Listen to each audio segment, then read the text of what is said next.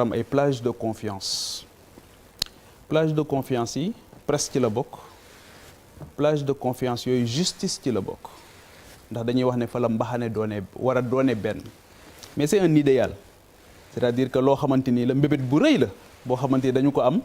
war a dox ay jéego yu dëgër jëm ci mais c'est pas quelque chose qui est acquis définitivement c'est pas quelque chose qui est acquis d'avance dañuy dox ay tànk yu dëgër jóg ci justice Sénégal nag dafa yàgg am challenge dañ ko yàgg challenge dafa yàgg am fu ñu koy xaar jamono bu nekk moom ak Assemblée nationale qui est aussi une autre institution mais justice bi dafa am benn phrase bu juge Amidou Deme waxoon bi mu génnee ñu ne ko conseil bi mu génnee conseil supérieur de la magistrature ndax am lu mu naqarlu mu def benn lettre daal ne j'ai démissionné d'une justice qui a démissionné kooku nag du Pape Djibril Fall du Charles du Malal c'est un magistrat qui a servi l'État qui a servi la justice ba dem ba egg conseil supérieur de la magistrature daal di wax ne j'ai démissionné d'une justice qui a démissionné loolu mooy bu njëkk bi beneen bi c'est l'union des magistrats du Sénégal l'UMS avec le juge Téliko ñëpp gis ko à travers beaucoup de plateaux de télévision mu naqarlu justice ak ni muy doxee donc wax ne sunu justice bi ñu am mucc na ayib je pense que ne ku koy wax rek da ngay wax loo xamante ni dafa dëppoo ak sa bakkan xëy na ndax dañ koo gis tamit ci ay à chaque fois que justice dafa am liggéey boo xam daf koy def tous les jours au quotidien di rendre ay décisions de justice tous les jours mais à chaque fois qu'il s'agit d'hommes politiques d'envergure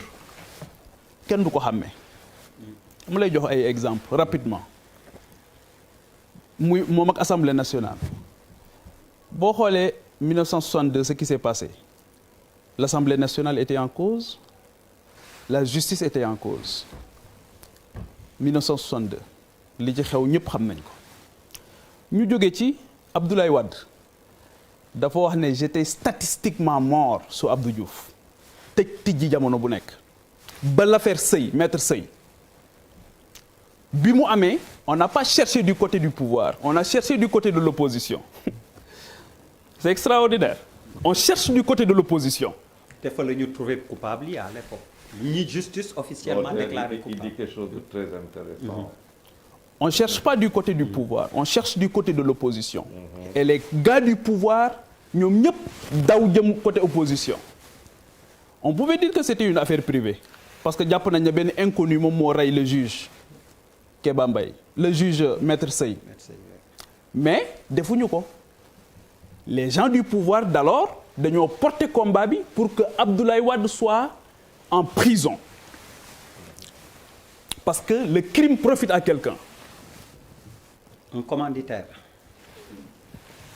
ñu jóge ci ñëw ci Idrissa Seck c'est très intéressant Idrissa Seck lu ñu ko reproché woon atteinte à la sûreté de l'État ñu ne ko da ngay waajal coup d'État ak ni mu rëyee mais justice bi ne woon dañ ko reproché coup d'État génne ko dëj ko ci kaso bi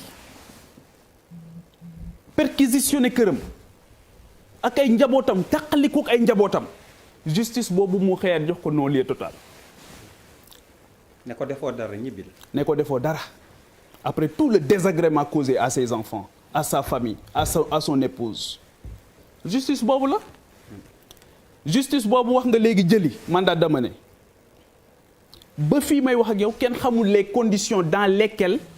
Khadim Bousso à l'époque a été tué à Touba et décédé kenn xamul ba fii may wax ak yow kenn xamul on se rappelle de l'affaire Khadim Bousso mais justice boobu aussi moom moo ñëw génne liste 25 personnes ne leen kat yéen da ngeen luubal xaalis bu ngeen moomul boo xamante ni moomu leen ko 25 personnes magistrat bi nga xamante ni moom lañ dénkoon liggéey boobu juge Aliou Ndao en plein conseil en plein séance la ñu ko dàq justice boobu la justice boobu moo jël Karim Wade dugal ko ci kaso bi bàyyi ñi nga xamante ni ñoom la doon liggéeyal ñoo xamante ni rejoindre nañ nguur gi kenn waxatu leen dara mais justice boobu aussi la ñu seetaan ci Sénégal le procureur de Qatar ñëw Sénégal ñu gaare avion ci tarmagu aéroport ñu génne Karim Wade guddi dugal ko ci avion boobu yóbbu ko ba fii may wax ak yow protocole boobu kenn xamul lu ci ne kenn xamul dans quelles conditions la procureur rek est-ce que imaginer ngeen Serigne Bassirou Gueye tey mais ñun suñ ñaata doomu Sénégal lañ condamné à mort Arabie Saoudite ak Gambie gi gën a jege kan moo mas a fàttaliku le procureur de la République bu fekkee ne am nañ ko du Sénégal mu déplacé wu dem ci dëkk boobu ne dafay jëli benn doomu Sénégal indi ko loolu tamit c'est les faits qui sont têtus je suis désolé de le dire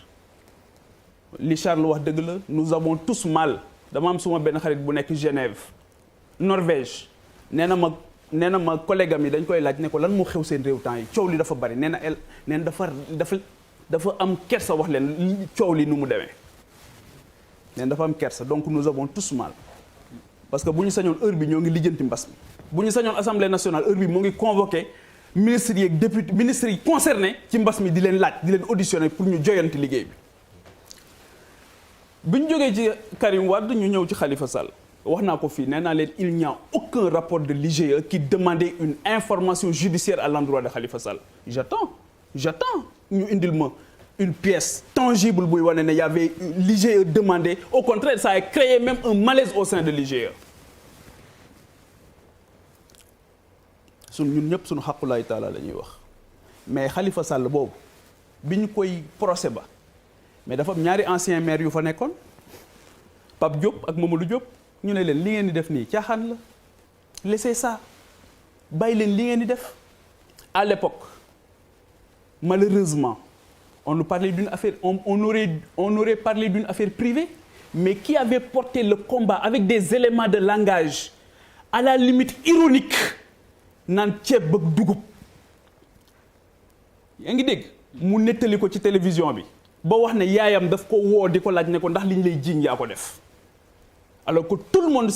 monde xam nañ comment cette affaire s'est passée parce que bu fekkoon ne loolu am na Pape Diop deful dara ci biti tey c'est ça aussi la triste réalité mais encore une fois ñu jógee ci yaa ngi fàttaliku Abdoulaye Der l'affaire Ndiaga Diouf avec Barthélémy Diaz mairie et Sacré-Cœur du woon crime lañ ko reproché woon qui avait cherché du côté de l'opposition qui avait cherché du côté du pouvoir kan moo ko rey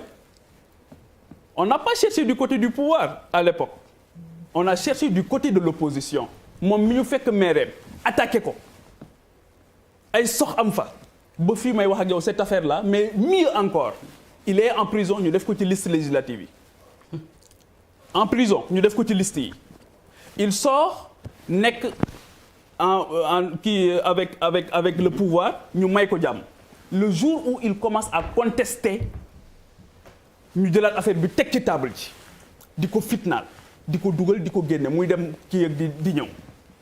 pour dire tout simplement que rappel bi ma def nii li tax ma def ko mooy la justice comme l'Assemblée nationale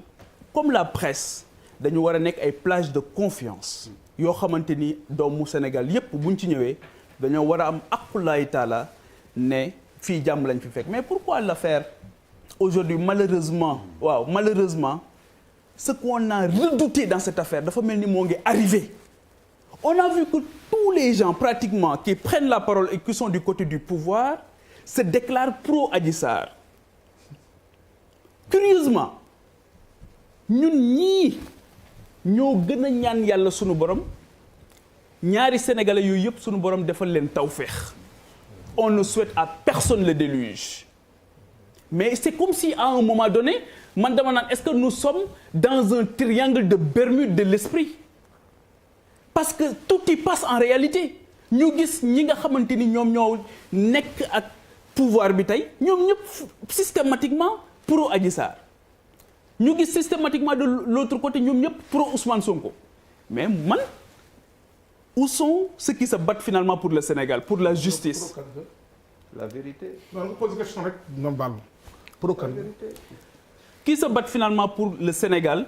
pour la justice ces instances yooyu nga wax ces institutions yooyu nga xamante ni dama jàpp ne li koy rey c'est le mercenariat li koy rey mooy ñi nga xamante ni ils n'ont rendez-vous qu'avec l'intérêt personnel et non l'intérêt général mais man ce que je demande dans cette affaire c'est que ñi nga xamante ni ñoom ñooy rendre tey jii damaa gis photo yu bari statut yu bari image yu bari ñuy indiwaat Mame Abdou Aziz Sy Dabakh chacun avec sa conscience chacun ne rendra compte qu'à sa conscience te nguur yi nag dafay jeex te lu mat a bàyyi xel la d'autant plus que la mort n'a jamais été aussi proche ndax mbas mi c'est comme benn épée de Damoclès sur nos têtes. Bouba bismillah. man nga ma ñàkk posé ko benn question. dafa am Sénégal yi. Bouba après yow.